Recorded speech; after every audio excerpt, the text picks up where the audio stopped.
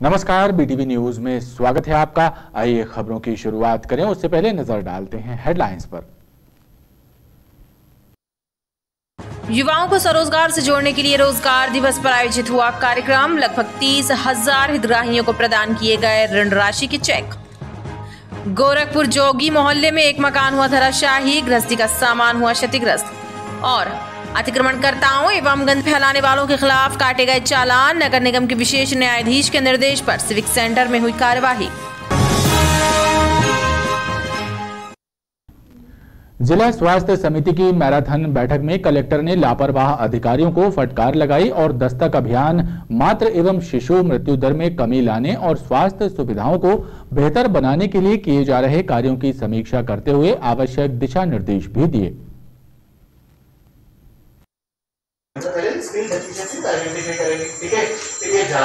जिला स्वास्थ्य समिति की बैठक कलेक्ट्रेट सभागार में आयोजित हुई। तकरीबन 5 घंटे तक चली इस बैठक में कलेक्टर इलैयाराजा टी ने विभिन्न अभियानों और योजनाओं के क्रियान्वयन की समीक्षा की एवं लापरवाह अधिकारियों पर नाराजगी जताई और शासन के द्वारा चलाई जा रही स्वास्थ्य संबंधी योजनाओं और अभियानों को गंभीरता से लेकर कार्य करने के निर्देश दिए हैं। इसके अलावा निजी अस्पतालों की नियमित जांच किए जाने एवं उन्हें मानकों के अनुरूप संचालित करने संबंधी प्रक्रिया कराए जाने के निर्देश दिए हैं। वहीं कलेक्टर ने ये भी कहा कि शासकीय अस्पतालों में स्वास्थ्य सुविधाओं को बेहतर बनाया जाए। आज मेडिकल कॉलेज की ओर से भी ना एक डिटेल प्रेजेंटेशन दिया गया था, सो दैट एक्चुअली फील्ड का लोग है ना सही तरीके से वो समझ पाएँ। और हमारी एएनएम से लेकर हमारी आशा कार्यकर्ता, मेडिकल ऑफिसर्स है ना, गायनेकोलॉजिस्ट, ये सारे लोगों को इन्वॉल्व करके हम इसका डेथ का रेट को कम कैसे करें उसके ऊपर डिटेल डिस्कशन हुआ है। हमारी हाई रिस्क प्रेगनेंसीज हैं, मतलब हमारी रिस्क प्रेगनेंसीज हैं, उसको लोगों को आइडेंटिफाई कैसे करें। गर्भवती महिलाओं को उसमें हाइपरटेंशन होता है, ब्लड प्रेशर ज़्यादा है, अनीमिया है, 2 मेजर कारण है। उसको लेकर हम उनको पहचान करके उनको इलाज तक है ना कैसे लाए जाए, उसके लेकर डिटेल डिस्कशन हुआ। सीएससी ई गवर्नेंस की राज्य स्तरीय कार्यशाला मानस भवन में संपन्न हुई।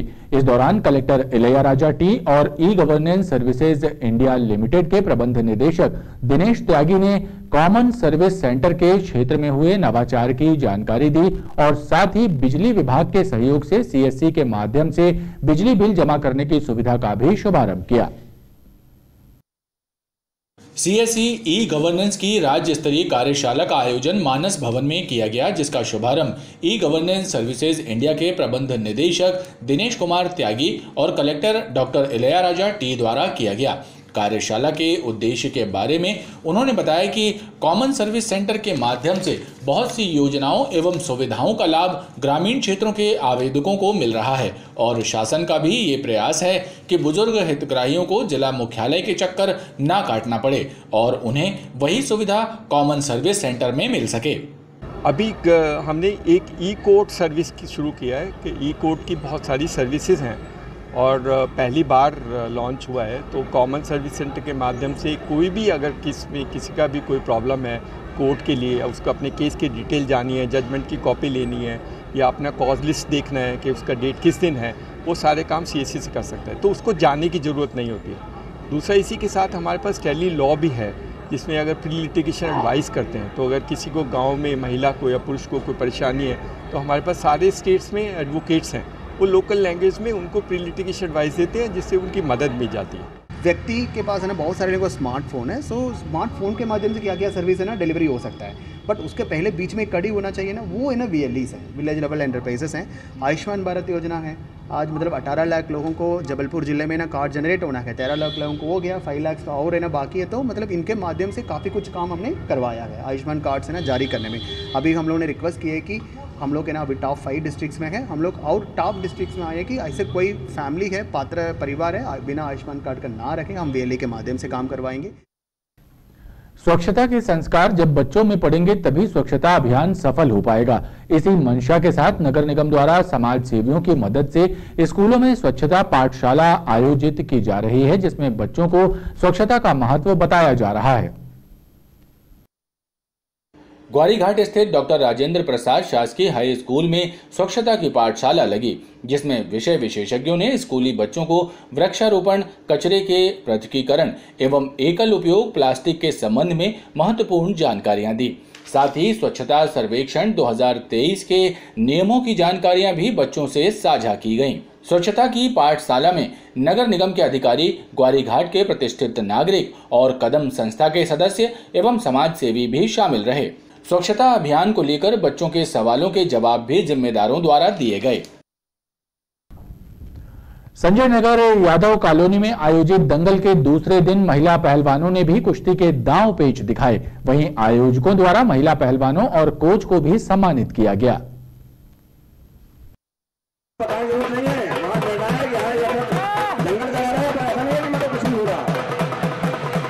जेडीए कॉम्प्लेक्स मैदान संजय नगर में आयोजित दंगल के दूसरे दिन भी मैदान में विभिन्न जिलों से आए पहलवानों ने अपना दमखम दिखाया। लेकिन खास बात ये रही कि महिला पहलवानों ने मैदान में उतरकर कुश्ती के दांव पेंच दिखाए और ये साबित कर दिया कि वो भी किसी से कम नहीं है।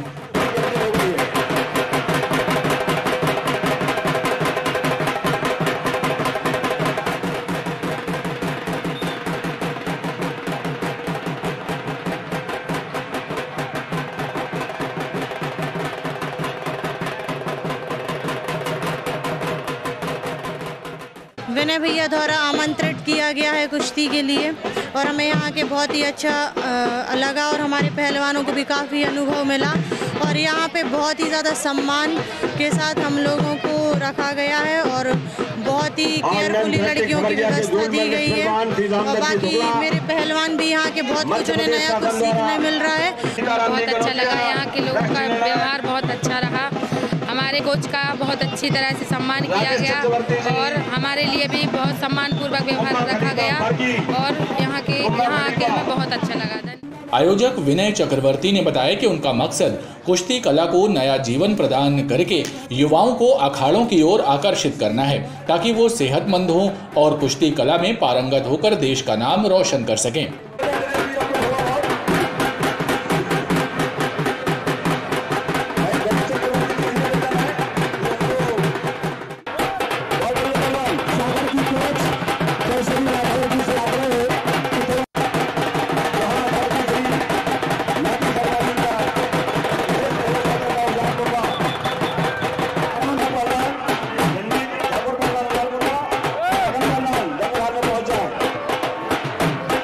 में जहाँ पर बहुत सारे पहलवान आए हुए थे, आज महिला प्रेमी भी आई हुई हैं जो कि बीना और सादर से आई हैं, इसलिए हमें उस चीज़ की बहुत खुशी और मीडिया का बहुत आभार है।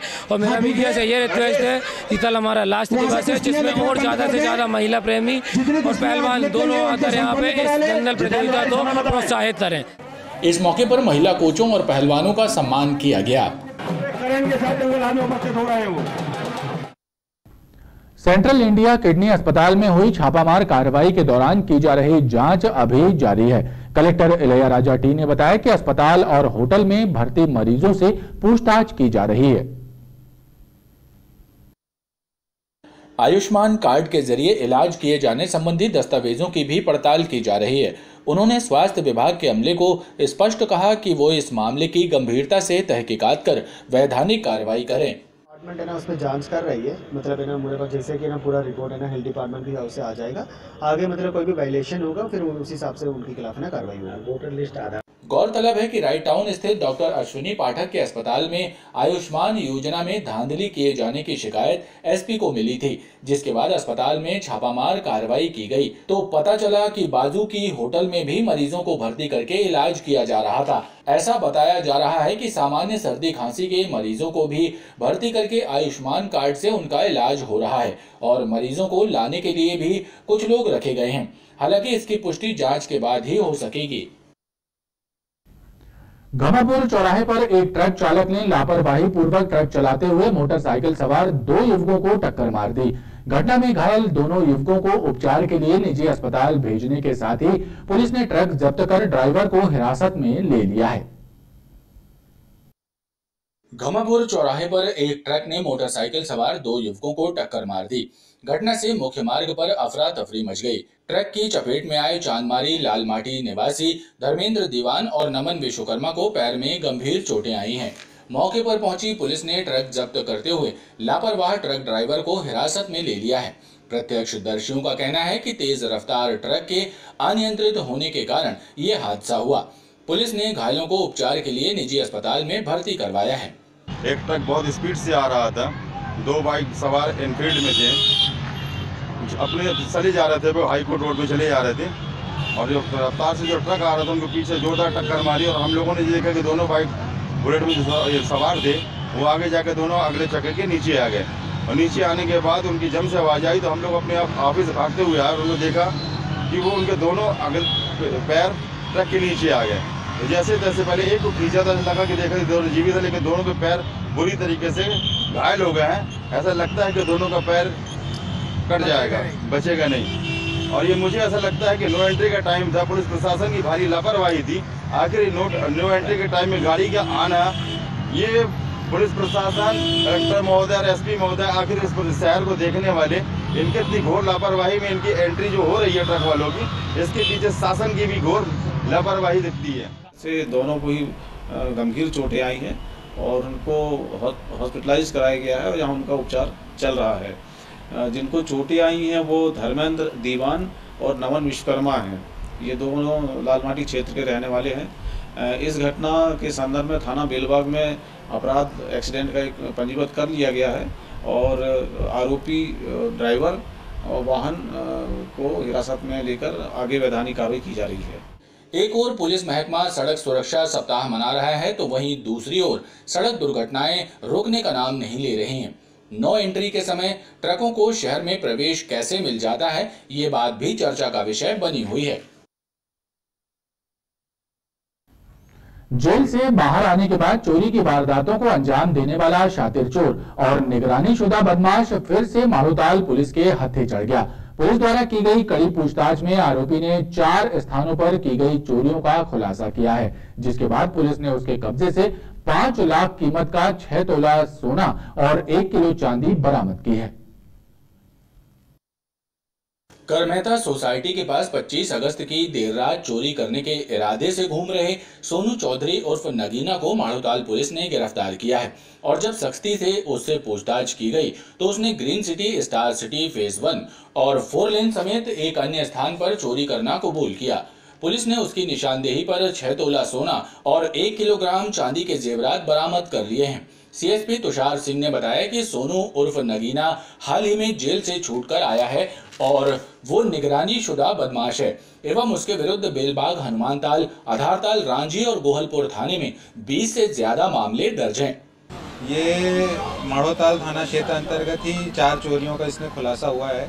Star city, green city area में, करमेहता में इसने चोरी की है और जो आवेदक है उनका घर और जो उनका सामान है वो भी इसने वेरीफाई करवाया है और वो उनको मिल जाएगा। कितनी का मजबूत होगा? ये इसकी कीमत लगभग 5 लाख रुपए के आसपास होगी मशहूर की कुल कीमत। ये अभी अकेले काम करता था और पूर्व में इसके साथी जो इसके साथ काम करते थे उनकी भी अभी तलाश जारी है। पुलिस द्वारा आरोपी को न्यायालय में पेश किया गया है। ओमती थाने में दर्ज एक मामले में शिकायतकर्ता को न्यायालय में झूठा शपथ पत्र पेश करने और बयान बदलने का दबाव बनवाने वाले हिस्ट्री शीटर अब्दुल रज्जाक और उसके गुर्गों पर एक और मामला दर्ज कर लिया गया है। ओमती थाने से मिली जानकारी के अनुसार नया मोहल्ला निवासी अरशद खान ने शिकायत दी है कि उसके द्वारा अब्दुल रज्जाक, सरताज, शाकिब, शूटर सईद, अब्दुल मजीद, निशार, अब्दुल नईम, गौसिया बी एवं अन्य के विरुद्ध एफआईआर दर्ज करवाई थी और इस मामले में रज्जाक जेल में बंद है और अन्य आरोपी फरार हैं। लिहाजा रज्जाक और उसके गुर्गों के द्वारा उस पर बयान बदलने और झूठा शपथ पत्र पेश करने का दबाव बनाया जा रहा है, जिससे वो दहशत में है।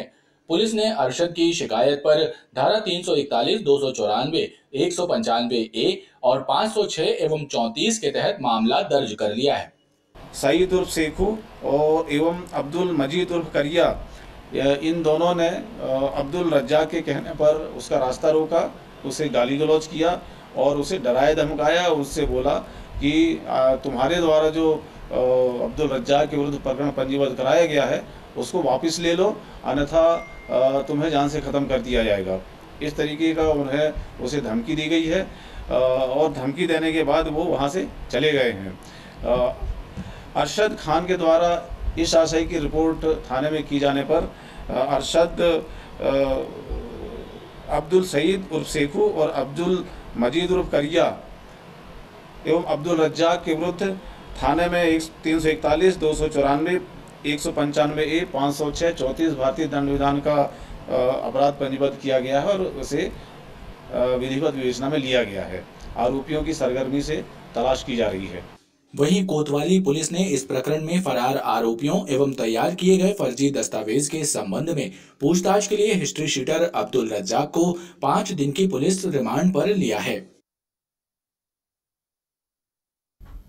शनिवार को 233 सैंपलों की परीक्षण रिपोर्ट प्राप्त हुई, जिसमें से 5 लोगों में कोरोना संक्रमण पाया गया। इसके अलावा संक्रमण मुक्त होने पर 6 मरीजों को डिस्चार्ज कर दिया गया।